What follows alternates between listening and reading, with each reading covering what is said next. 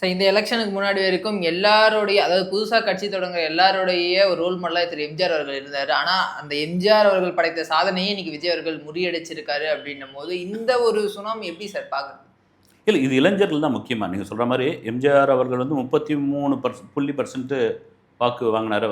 எம்ஜிஆர் அவர்கள் வந்து ஏற்கனவே திமுகவிலிருந்து வந்து அதிமுகவுக்குள்ளே வந்தார். அவர் திமுகவில் அவருடைய படங்களில் வந்து திமுகவுடைய கொடிகள்லாம் பயன்படுத்தியிருக்காரு. அவர் 3 எழுத்தில் என் மூச்சு இருக்கும்னுலாம் பாடியிருக்காரு.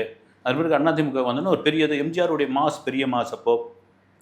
அப்படி இருக்கும் பொழுது இங்கே வந்து ஒரு இளைஞருடைய பட்டாளம் ஒரு மாற்றம் தேவைன்ற ஒரு விஷயம் வரும்பொழுது இப்படி நீங்கள் சொல்கிற மாதிரி எல்லாரும் கணிச்சது என்னன்னா ஒரு என்டிஆர் தான் உச்சத்தில் 44%ல் இருக்கு. இந்திய அரசியலில் ஒரு நடிகர் 44% முதல் தேர்தலில் வாங்கினது அவர் தான். அதன் பிறகு வந்து எம்ஜிஆர், அப்புறமா சிரஞ்சீவி, பவன் கல்யாண், விஜயகாந்த், இப்படியே நம்ம சொல்லிக்கிட்டே போனால் கூட இதெல்லாம் இவங்களுக்கு கீழே தான் விஜய் வந்து அந்த வாக்கு வங்கியை பெறுவார்னு பார்த்தா ஒரு 35.8% மேலே வாங்கிட்டார். 36% கிட்டத்தட்ட அப்படின்பொழுது அது ஒரு பெரிய சாதனை தான். அதற்கு காரணம் என்னென்னா இளைஞர்கள் மத்தியில், பெண்கள் மத்தியில் ஏற்பட்ட இந்த அதிர்வலை தான் அதற்கான முக்கிய காரணம் என்பதில் மாற்று கருத்து கிடையாது.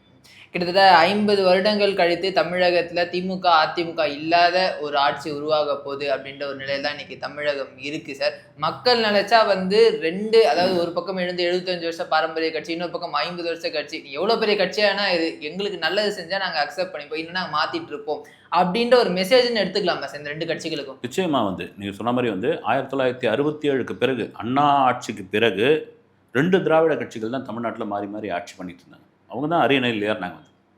வந்து ஒன்று திமுக, இல்லைன்னா அதிமுக, இதுதான் வந்து வரலாறாக இருந்தது. மாற்று கட்சின்னு எதுவும் வரல அப்படின்பொழுது அதை விஜய் உடைச்சிருக்காரு.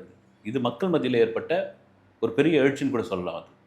அதை தான் விஜய் முன்னரே கணிச்சு சொன்னார் பொழுது வந்து இது 50 வருஷத்துக்கு முறை வர ஒரு அதிசய தேர்தல்னு நிறைய பேர்லாம் நான் உட்பட கூட ஒரு ரைமிங்காக பேசுகிறாரு பொழுது, அந்த டைமிங் கரெக்டாக இருக்கிறதுனால பேசுகிறாரு பொழுது சரி ஏதோ ஒன்று பேசிகிட்டு இருக்காரு இவர். அது என்ன 50 வருஷத்துக்கு முன்னாடி ஒரு முறை வர தேர்தல் அப்படின்லாம் நினச்சிருந்தோம். கரெக்டாக அப்படி தான் பார்த்தா அது மாதிரி தான் நிகழ்ந்துச்சு. ஒவ்வொரு காலகட்டத்தில் ஒரு மாற்றம் தேவை அப்படின்னு மக்கள் விரும்புகிறாங்க. வந்து இயற்கையே வந்து தன்னை வேறு மாதிரி வந்து அதை ரீசைக்ளிங் பண்ணிப்போம் அப்படின்னு சொல்லுவாங்க. அது பண்ணும்போது அதுமாதிரி மக்கள் என்ன பண்ணுறாங்க, இல்லைங்க அது காலத்துக்கு தகுந்த மாதிரி ஒருத்தர் வரட்டங்க அப்படின்னு அந்த மாற்றத்துக்கான ஒரு முக்கிய தேர்தலாக அதனுடைய ரிசல்ட்டாக தான் இது இருக்கிறது.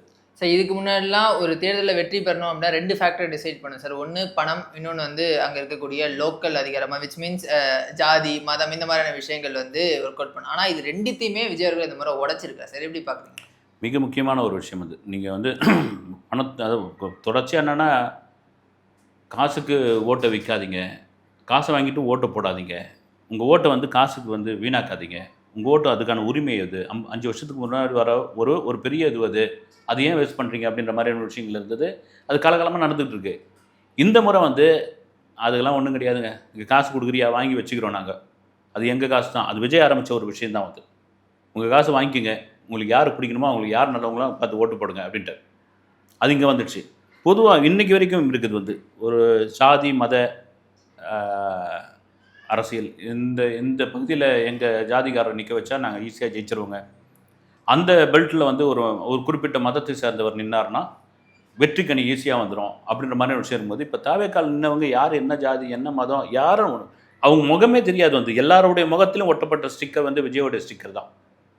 எல்லார் முகத்துலேருந்து பார்க்கப்பட்டது தான். அப்படி தான் ஒட்டுமொத்தமாக வந்து இப்போ தமிழக மக்கள் வாக்களிச்சதே வந்து விஜய்க்காக தான். வந்து நீங்கள் எல்லா பொறுப்பும் விஜய் மேலே தான். வந்து நீங்கள் எந்த விதமான மக்களுக்கு எதிரான அல்லது மக்களுக்கு பிரச்சனை அப்படின்ற பொழுது அதுக்கு ஒட்டு மொத்தமாக விஜய் தான் பதில் சொல்லி ஆகணும் அப்படின்ற அளவுக்கு அவங்க கொண்டு வந்து நிறுத்திருக்காங்க.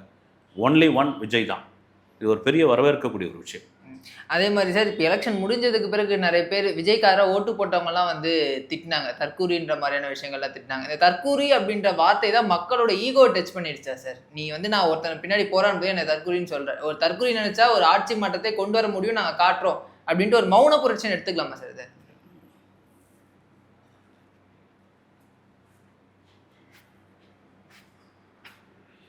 அது வந்து உண்மையிலே ஒரு மோசமான ஒரு வார்த்தைங்க. வந்து தற்கொலைன்ற வார்த்தை எங்கே பார்த்தாலும் அதை பதிவு பண்ணிக்கிட்டே இருந்தாங்க.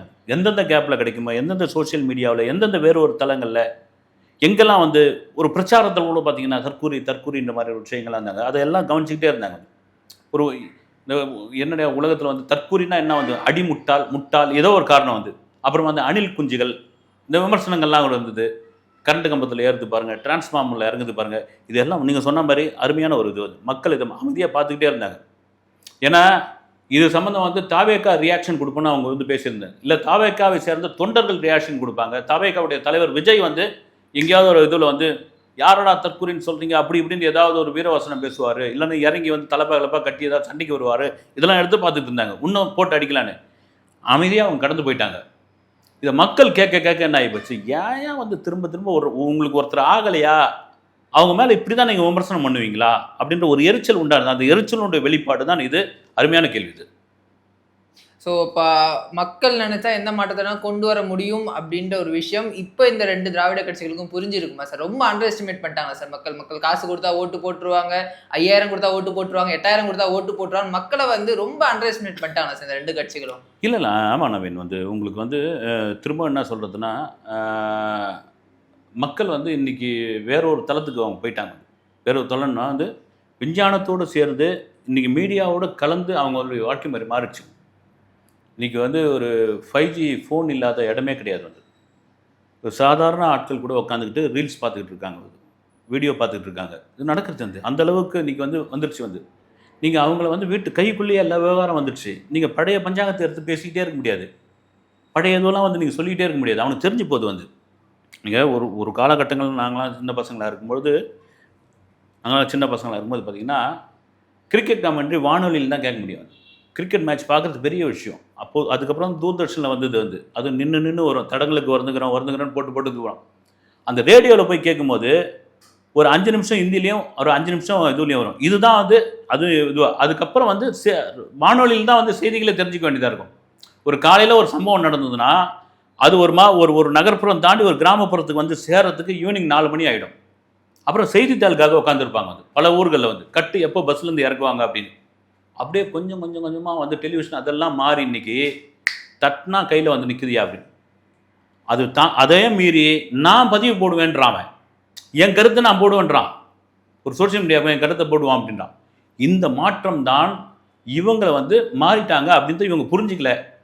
மக்கள் வந்து வேற ஒரு தளத்துக்கு வந்துட்டாங்க, மக்கள் வந்து தெளிவாயிட்டாங்க, இனி அவங்கள வந்து ஏமாற்ற முடியாது அப்படின்றத தான் இந்த தேர்தலில் அவங்க பிரதிபலித்து உள்ளார்கள் என்பதுதான் உண்மை. அடுத்தடுத்த நிகழ்வில் பேசுகிறேன் சார். தகவலுக்கு ரொம்ப நன்றி சார். வணக்கம்.